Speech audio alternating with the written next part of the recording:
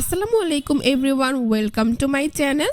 ডিম ছাড়াই বাঁধাকপি আর আলু দিয়ে বিকেলের নাস্তার জন্য ভীষণ মজার একটি নাস্তা আজকে তৈরি করে দেখাবো। বিকেলের নাস্তায় কিংবা বাচ্চাদের টিফিনের জন্য আজকের এই সহজ রেসিপিটি একবার ট্রাই করে দেখতে পারেন। আশা করছি পরিবারের বড় থেকে ছোট সকলেরই খুবই পছন্দ হবে। ডিম ছাড়াই বাঁধাকপি আর আলু দিয়ে যে এত মজার একটি নাস্তা তৈরি করা যায় তা আপনারা না তৈরি করে খেলে বুঝতেই পারবেন না। তো আর কথা বাড়াচ্ছি না, চলুন সহজে এই রেসিপিটি দেখে নিচ্ছি। এই রেসিপিটি তৈরি করার জন্য প্রথমেই একটি মিক্সিং বলে আমি মিডিয়াম সাইজের একটি বাঁধাকপি এইভাবে কুচি করে কেটে নিয়েছি। তারপর এগুলোকে ধুয়ে খুব ভালোভাবে পরিষ্কার করে পানি ঝরিয়ে নিয়েছি। আশা করি আপনারা দেখেই বুঝতে পারছেন।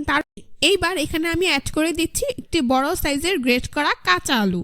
এই কাঁচা আলুটাকে আমি আগেই গ্রেট করে খুব ভালো করে চেপে পানি ঝরিয়ে এরকম ঝরঝরে করে নিয়েছি। আশা করি আপনারা দেখেই বুঝতে পারছেন। আলুর পানিটা অবশ্যই খুব ভালোভাবে ঝরিয়ে নিতে হবে। এবার এখানে আমি অ্যাড করে দিচ্ছি বড় সাইজের দুটি পেঁয়াজ কুচি, কাঁচামরিচ কুচি দিয়ে দিচ্ছি 3 থেকে 4টি,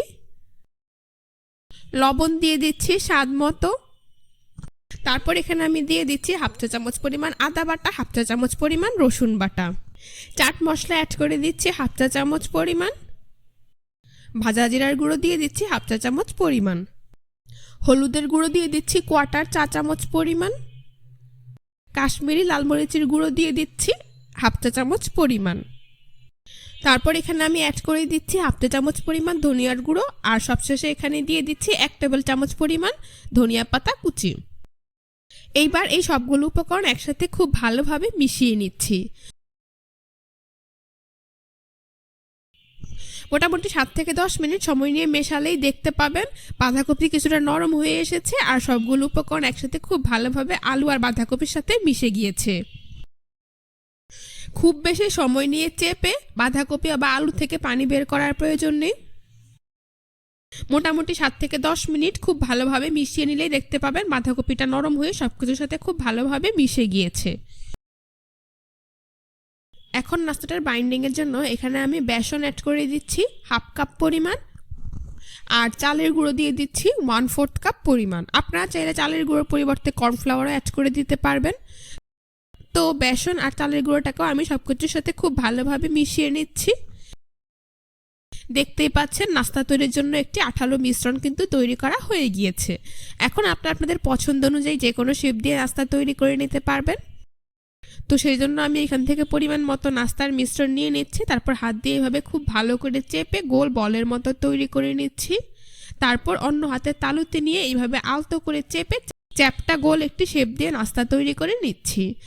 দেখতেই পাচ্ছেন অনেকটা কাটলেটের শেপ দিয়ে আমি নাস্তা তৈরি করে নিয়েছি। এখন এটাকে একটি প্লেটে উঠিয়ে নিচ্ছি। এভাবে আমি সবগুলো নাস্তা তৈরি করে নেব। আপনাদের বোঝার সুবিধার্থে আরও একটি নাস্তা তৈরি করে আপনাদেরকে আমি দেখিয়ে দিচ্ছি।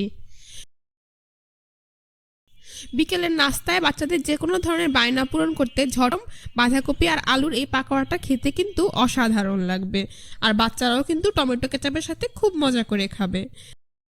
তো দেখতেই পাচ্ছেন আমার আরও একটি নাস্তা কত সহজেই তৈরি করা হয়ে গিয়েছে। এটাকে আমি প্লেটে উঠিয়ে নিচ্ছি। এভাবে আমি সবগুলো নাস্তা তৈরি করে নিয়েছি। এখন নাস্তাগুলোকে ভেজে নেব। সেই জন্য চুলায় একটি প্যানে পরিমাণ মতো তেল দিয়ে তা মিডিয়াম হিটে গরম করে নিয়েছি।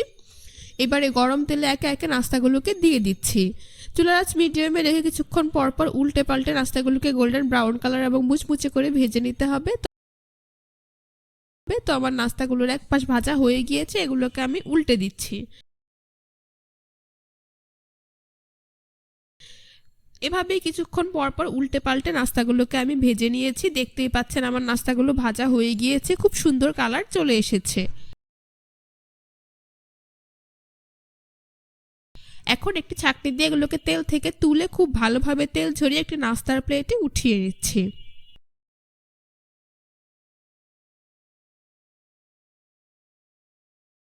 বাকি নাস্তাগুলোকে একইভাবে তেল ঝরিয়ে নাস্তার প্লেটে উঠিয়ে নিচ্ছি। এভাবে আমি সবগুলো নাস্তা ভেজে নিয়েছি। এখন পরিবেশন করে আপনাদের দেখিয়ে দিচ্ছি। দেখতেই পাচ্ছেন নাস্তাগুলো দেখতে মাশাআল্লাহ কতটা সুন্দর হয়েছে, আর এটা খেতেও কিন্তু হয়েছে অনেক বেশি মজাদার এবং মুচমুচে।